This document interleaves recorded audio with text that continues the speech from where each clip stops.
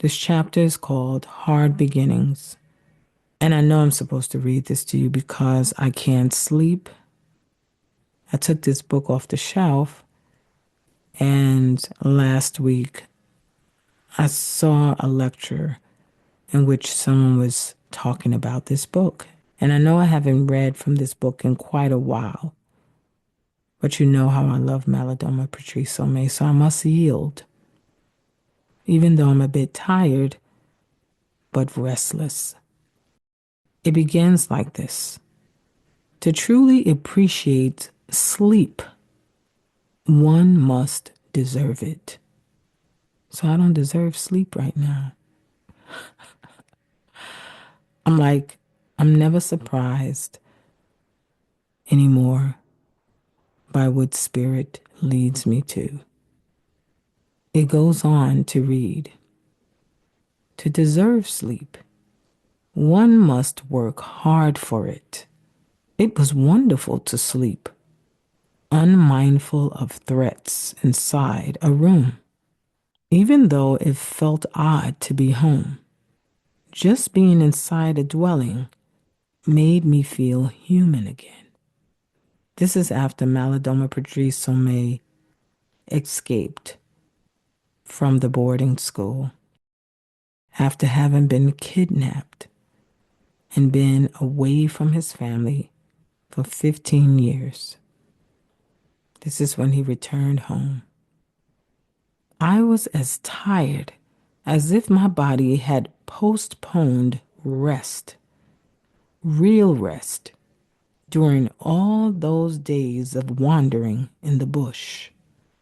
All my muscles demanded sleep with so much insistence that I sank into it irresistibly with an almost beatific surrender. I was very sore when I woke up, and it took me a while to figure out where I was.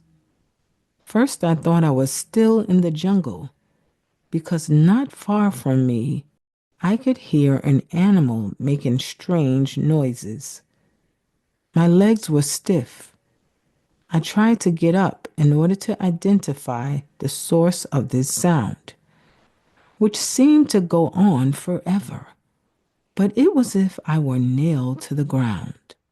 So I fell into an agitated sleep, too agitated to keep me in it for long. When I woke again, it was daylight, and I was more aware of myself and what was going on. I realized that my mother was sitting next to me, crying discreetly so as not to wake me up. And I wondered if this had been the sound I had taken for an animal. When she noticed I was awake, she sniffed for a while like an engine that is running out of fuel. Then she became silent. I sat up and leaned against the mud wall. She left the room, I assumed to get something to eat. From inside my room, I could tell that there were a lot of people outside. Voices of all ages and both sexes were conversing as if something exciting were going on. Normally, the owners of these voices would be sweating on the farm, waiting for their next meal to come to their rescue. But the rainy season was coming to an end. This is the time of the year when people say, even if you don't plow, you will eat. The millet had overgrown the grass and would yield grain no matter what. Judging by the coolness of this morning, which penetrated even into the small mud room I was in, it must have rained during the night. My mother returned with some hot millet porridge in a calabash and some hard food. With it was a large dagger spoon of a kind I had not seen in 15 years. When she indicated that she wanted to feed me with it, I refused. I indicated that I could do it myself, but I also realized that she wanted to do something for me to make up for the nurturing that had been discontinued too early in my life. The millet porridge was warm and good, like the heart that served it to me. So I ate it with an almost religious attitude. She watched my every movement with her tear-stained eyes, and I wondered how long she had been sitting next to me while I slept. We did not talk because we could not, but a lot was exchanged anyway. I could sense her every feeling. She was all care, love, and sorrow, as if she understood that I had gone through immense suffering that her motherly care had been unavailable to alleviate. Was she feeling sympathy for me, or was she being apologetic, fearing her son's anger? I could not but wonder about the family's seeming abandonment of me. Why had no one looked for me? Why had no one shown up to claim me? With those thoughts, I began to experience a different kind of feeling, one of anger. It surged like the fire in the kiln of the local metal workers, voraciously fueled by my long exile. This anger was so intense that I thought for a moment it would kill me, but it didn't. It went away as it had come, though I knew it was never far.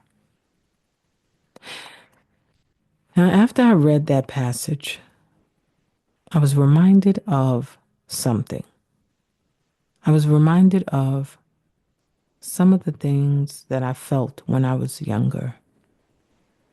I have spent most of my life feeling exiled.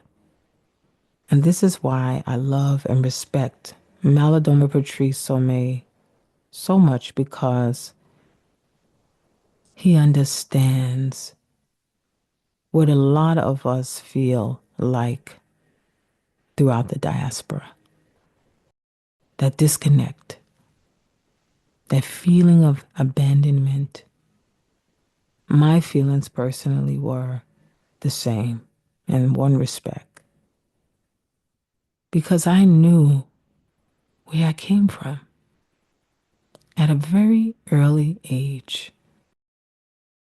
I knew about this place, this home that many of us had long since forgotten.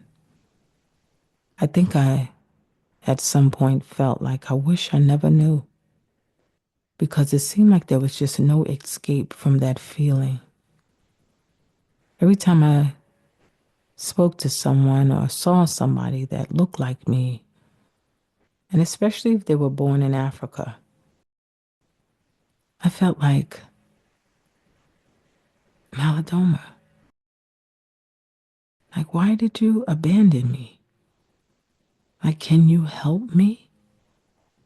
I just had this hunger in me to get back to home.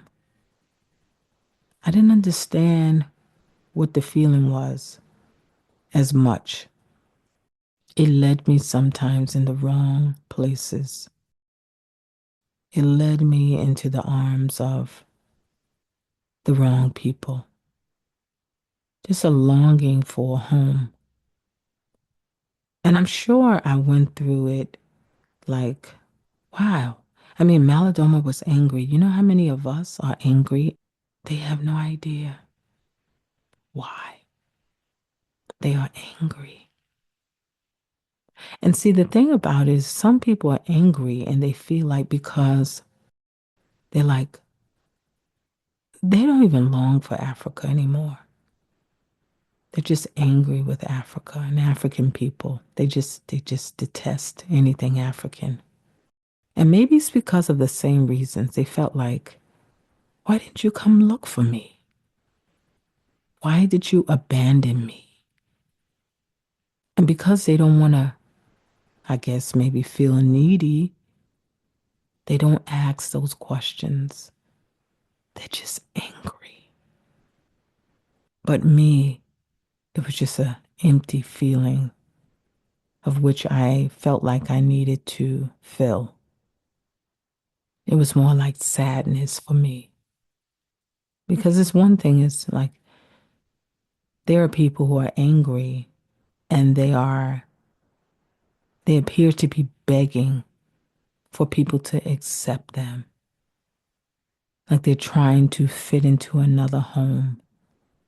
You know, they're trying to find another place of shelter. And the door is bolted. They feel like no matter what they do, no matter how much they show that they are high achievers, that they're still not accepted. And they desire to be accepted and to be validated by this mother father kind of figure. But I, on the other hand, was like, I always just wanted to be me. I always just wanted to be accepted and embraced by Africa. I've always just wanted to learn more about where my people came from. Where are they? Do they see me out here trying to fit in?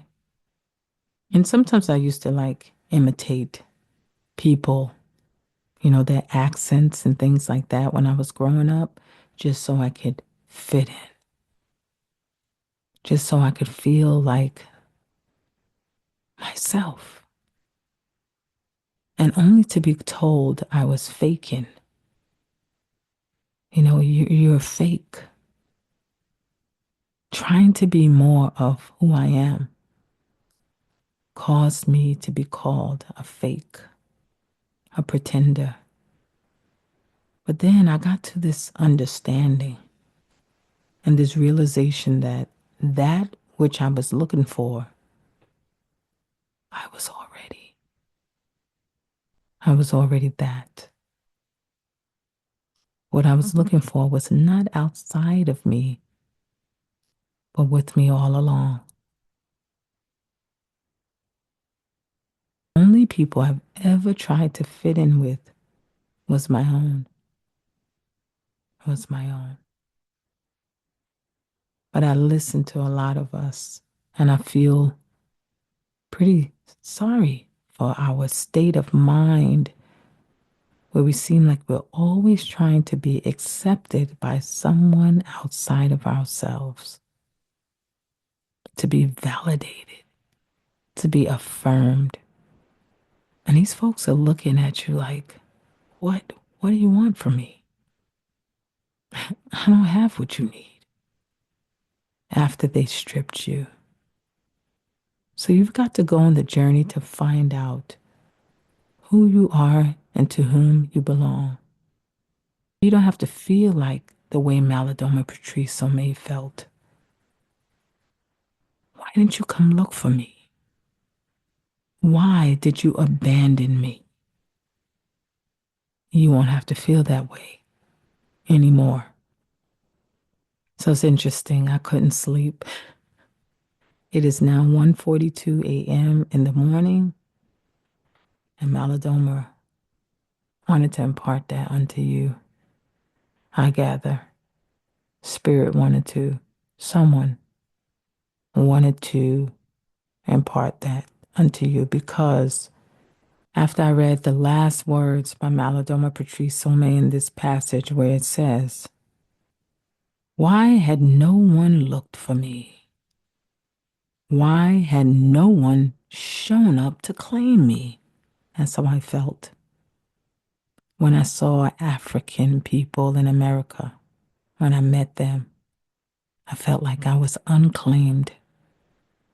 I felt like, hey, here I am. Don't you see me? Can you take me home? And no one was interested. And he says, with those thoughts, I began to experience a different kind of feeling, one of anger. It surged like the fire in the kiln of the local metal workers, voraciously fueled by my long exile. This is how we feel, that we've been in a long exile in a cruel world with no red carpet treatment.